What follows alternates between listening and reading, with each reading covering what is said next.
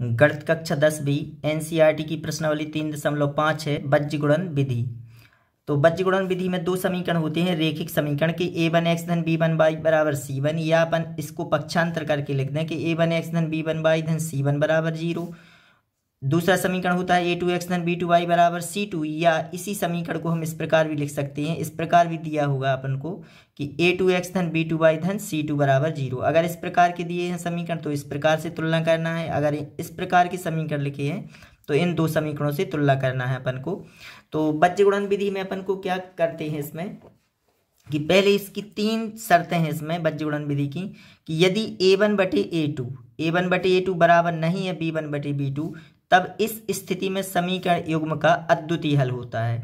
अद्वितीय हल भी होता है, या इसे अपन कहते हैं एक और केवल एक ही हल। अद्वितीय हल, एक या केवल एक ही हल। या रेखाएं होती हैं इसमें प्रतिच्छेदी, रेखाएं प्रतिच्छेदी भी होती हैं, रेखाएं प्रतिच्छेदी, या अपन इसे कहते हैं कि निकाय संगत है। संगत है तब भी यही अद्वितीय हल के लिए यह, या एक और केवल एक हल। और रेखाएं कैसी हैं? प्रतिच्छेदी। अगर इसका ग्राफ खींचे अपन तो दो रेखाएं एक दूसरे को प्रतिच्छेद करेंगी। इसकी दूसरी शर्त है कि यदि a1 बटे a2 बराबर है b1 बटे b2 बराबर नहीं है c1 बटे c2 के, दो बराबर, लेकिन तीसरा c1 बटे c2 बराबर नहीं है, इस स्थिति में समीकरण युग्म का कोई भी हल नहीं होगा। जब कोई हल नहीं होगा तो सवाल को अपन छोड़ देंगे, इसकी हल नहीं निकालेंगे। एक शर्त है कि यदि a1 बटे a2 बराबर है b1 बटे b2 बराबर है c1 बटे c2, इस स्थिति में समीकरण युग्म के अनंत अनेक हल होते हैं। तो अनेक हल है तब भी समीकरण के हल नहीं ज्ञात कर सकते, क्योंकि अनेक हल तो अपन ज्ञात नहीं कर पाएंगे। तो दो स्थितियों में सवाल को हल नहीं करना है, कि जब निकाय का कोई भी हल नहीं हो और निकाय के अनंत अनेक हल हो। केवल एक स्थिति में अपन को हल करना है, जब अद्वितीय हल हो, अद्वितीय हल या केवल एक ही हल हो। तो यदि समीकरण युग्म का अद्वितीय हल हो तब बज्य गुणन विधि का सूत्र है कि x बटे b1 c2 ऋण b2 c1 बराबर y बटे c1 a2 ऋण c2 a1 बराबर ऋण 1 बटे a1 b2 ऋण a2 b1। इसे इस प्रकार भी याद कर सकते हैं कि x बटे bc लिखा अपन ने, bc ऋण bc, ca ऋण ca, और यहाँ ab ऋण ab। यहाँ 12 21 जोड़ दें अपन 12, यानी b1 c2 b2 c1, यानी 12 21 यहाँ bc ऋण bc, ca ऋण ca, ab ऋण ab, और 12 21 तब यह बज्य गुणन विधि का सूत्र हो जाएगा। या इसे इस प्रकार कैसे निकालते हैं इसको यहाँ से बताएं हम, कि दो समीकरण है ये वाले अपनी। अगर हमको x का मान निकालना है तो x का यहाँ से बंद कर ले, हमेशा त्रिक गुणा ऊपर की लाइन से करना है। तो b1 c2 ऋण, बीच में लग जाएगा ऋण, तो b1 c2 ऋण b2 c1। अब y बटे में निकालेंगे अपन तो यहाँ इसे बंद कर लेंगे। अब यहाँ से त्रिक गुणा c1 a2 ऋण c2 a1, हमेशा ऊपर की लाइन से, यहाँ से c1 a2 ऋण c2 a1। अब इसे बंद करेंगे तो फिर यहीं आ जाएंगे, तो a1 b2 ऋण b2 a1, यहाँ a1 b2 ऋण a2 b1, यह सूत्र हो जाएगा। अब ऋण 1 कब आएगा? अगर इस स्थिति में है तो ऋण 1 लिखना है, और इस स्थिति में तो धन का 1 लिखना है। यहाँ पर यहाँ ऋण 1 कब लिखेंगे? अगर बराबर में c1 और c2 के मान बराबर हैं तो ऋण 1, और अगर बराबर में 0 दिया है अपन को समीकरण, तब यहाँ धन का 1 लिखेंगे। तो इस प्रकार भी सूत्र, जिस प्रकार आप लोगों को याद हो जाए। तो पहला सवाल है यहाँ, इसमें दिया है कि निम्नरेखिक समीकरणों के युग्मों में से किसका एक अद्वितीय हल है, किसका कोई हल नहीं है, या किसके अपरिमित रूप से अनेक हल हैं। तो अद्वितीय हल की स्थिति में उसे बज्य गुणन विधि से हल ज्ञात कीजिए। तो यदि अद्वितीय हल की स्थिति है तब सवाल को हल करना है, अगर कोई भी हल नहीं है तब सवाल को हल नहीं करना है, समीकरण के अनंत अनेक हल हैं तब भी हल नहीं करना, लेकिन अद्वितीय हल की स्थिति में उसे बज्य गुणन विधि से हल करना है, जो हमने बज्य गुणन विधि का सूत्र बताया है उस विधि से। तो पहला अपन चेक करें इनको कि किस सवाल में अद्वितीय हल आ रहा है, किस में अनंत अनेक हल आ रहे हैं, किस में कोई भी हल नहीं आ रहा है। एक स्थिति में वह हल करना है अपन को। तो यह किस प्रकार करते हैं कि यह समीकरण 1 और यह समीकरण 2, यहाँ c1 का मान इसी प्रकार है, बराबर 0 दिया है, यहाँ भी 0। तो तुलना किस प्रकार करेंगे कि समीकरण 1 व 2 की तुलना रेखिक समीकरण युग्म a1x धन b1y धन c1 बराबर 0 तथा a2x धन b2 धन c2 बराबर 0 से। अगर इसका पक्षांतर इस साइड कर दें, इसका इस साइड, तो अपन इस प्रकार लिख सकते हैं समीकरण के a1x धन b1y बराबर c1 तथा a2x धन b2y बराबर c2 से करने पर। तो इनसे तुलना करें तो a1 का मान यहाँ 1 होगा, b1 का मान ऋण के 3 और c1 का मान भी ऋण के 3। यहाँ a2 का मान 3, b2 का ऋण के 9 और c2 का मान ऋण के 2।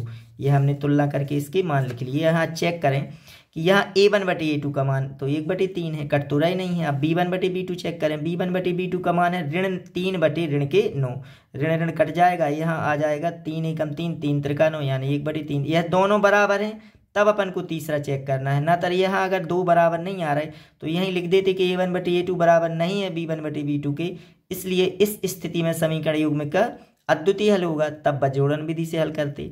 लेकिन यहाँ जो दोनों बराबर आए तब तीसरा चेक करना है अपन को। तो यहाँ c1 बटे c2 का मान ऋण 3 बटे ऋण के 2, ऋण ऋण कट रहे हैं तो 3/2।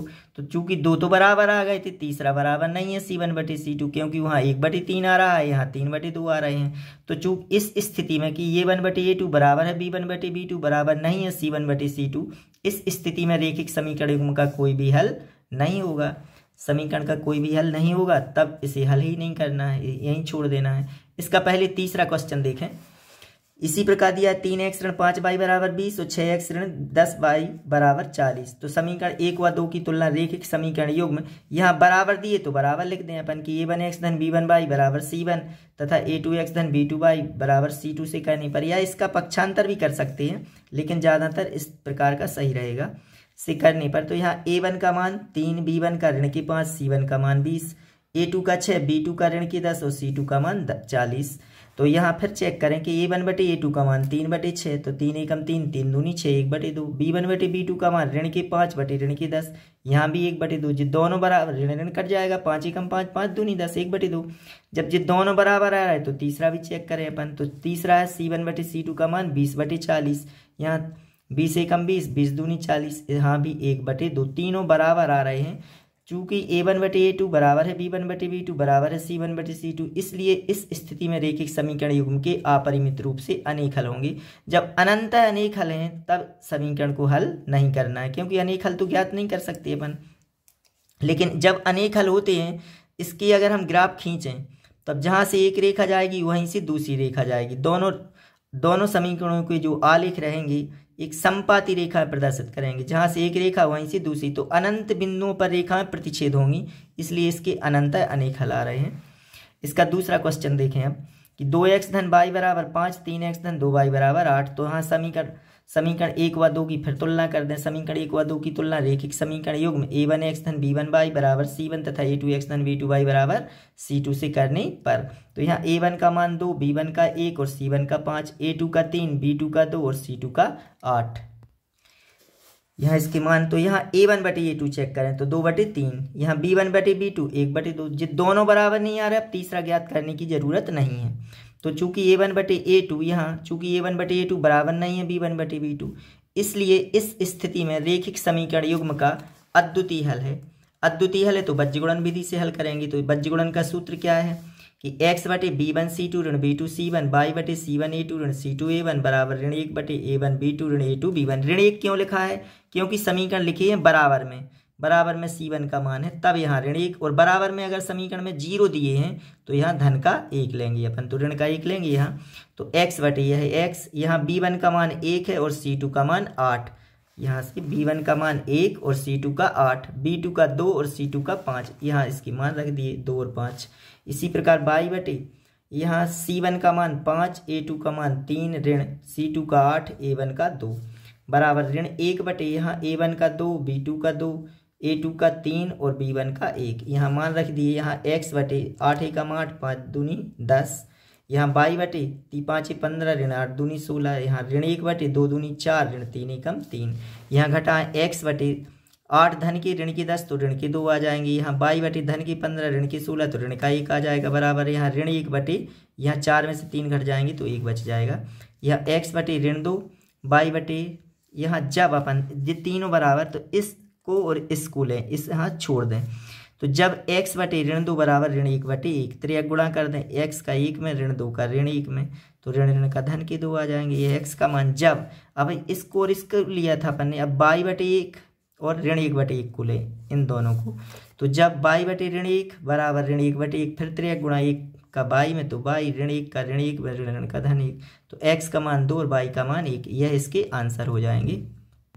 इसी प्रकार इसका चौथा क्वेश्चन है कि x ऋण 3y ऋण 7 बराबर 0, 3x ऋण 3y ऋण 15 बराबर 0। अब बराबर में 0 दिया है तो बराबर अपन धन के 1 लेंगे कि समीकरण 1 व 2 की तुलना रेखिक समीकरण युग्म a1x धन b1y धन c1 बराबर 0 तथा a2x धन b2y धन c2 बराबर 0 से करने पर इनकी तुलना की तो a1 का मान यहाँ 1 होगा। जब कोई संख्या ना हो तो यहाँ 1 कहलाया इसका गुणांक, और यहाँ y का गुणांक ऋण के 3 है तो b1 का मान ऋण के 3, c1 का मान ऋण के 7, a2 का 3, b2 का ऋण 3 और c2 का ऋण के 15। यहाँ इसके मान लिख लिए।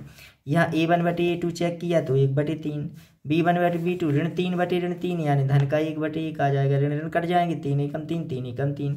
यहाँ 1/3 यहाँ 1/1 दोनों बराबर नहीं है, चूंकि a1 बटे a2 बराबर नहीं है b1 बटे b2 के, इसलिए इस स्थिति में रेखिक समीकरण युग्म का अद्वितीय हल होगा।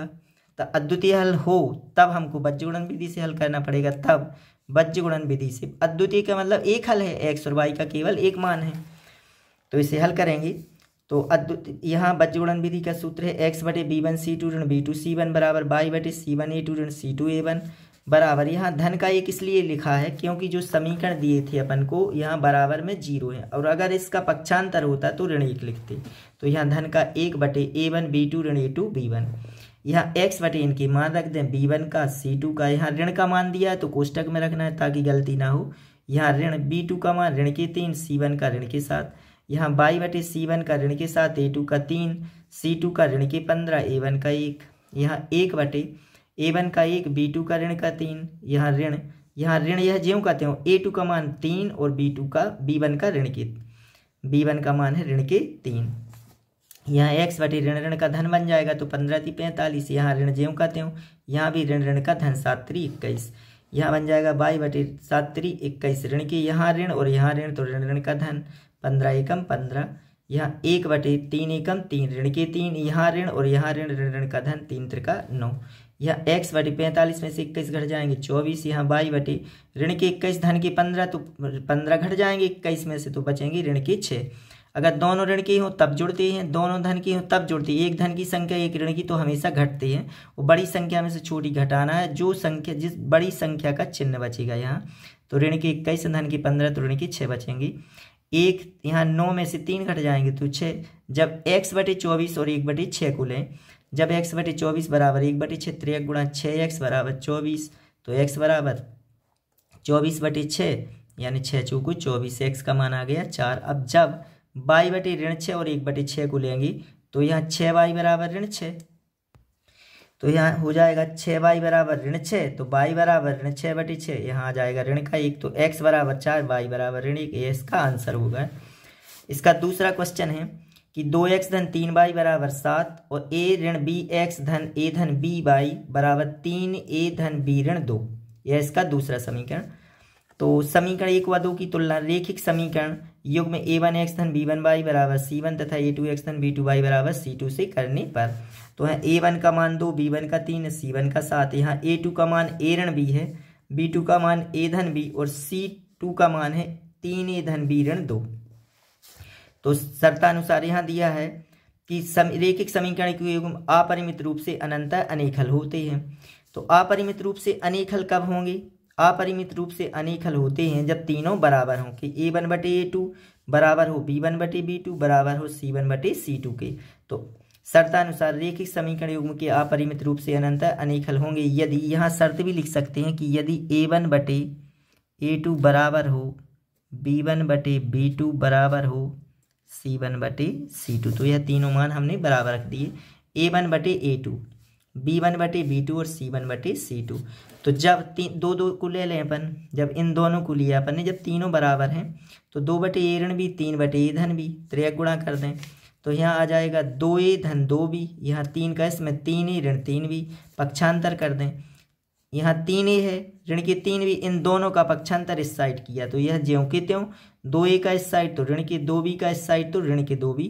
यहाँ आगे बराबर में 0 बचेगा, लेकिन अपन 0 नहीं लिखते हैं बराबर, यहाँ के 0 बराबर इस प्रकार नहीं लिखते, 0 को कहाँ लिखते हैं लास्ट में, तो यहाँ बराबर हमने 0 इस साइड लिख दिया।